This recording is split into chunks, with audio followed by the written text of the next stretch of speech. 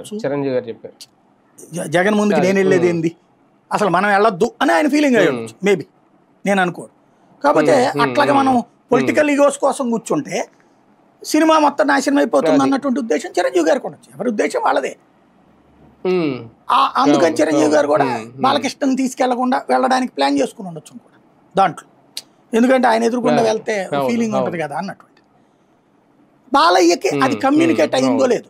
బాలయ్యకి ఆ రూట్లో కమ్యూనికేట్ చేసి నువ్వు వద్దులే మేము మాట్లాడతాంలే, నువ్వేంది ఈ ముక్క అనొచ్చు ఈయనతో డైరెక్ట్గా. చిరంజీవి ఫోన్ చేసి ఆడి ముందుకు నువ్వెందుకులే అనొచ్చు, మాకు తప్పట్లేదు అని. అది వీళ్ళిద్దరి మధ్యనే ఉండేది విషయం. కానీ అక్కడ తేడా వచ్చిందల్లా ఆ పాయింట్ దగ్గర. బాలయ్యని అప్పుడు తీసుకెళ్ళకపోవడం ఒక ఎత్తు. మొన్న ఏదో ఈ ఫెడరేషన్ వాళ్ళ సమ్మెప్పుడు కూడా ఏదో 9వ పేరుగా పెట్టారంటే బాలయ్య కోపం వచ్చింది. అది కూడా నేను ఆయన చెప్పుకొచ్చాడు కదా, అప్పుడే కాదు అవమానం ఇప్పుడు కూడా అంటే బాలయ్య తనని పిలవకపోవడం. అంటే వాస్తవంగా చెప్పాలంటే ఎన్టీ రామారావు గారి వారసుడు నెంబర్ 1, నెంబర్ 2 వీళ్ళందరిలో సీనియరేగా.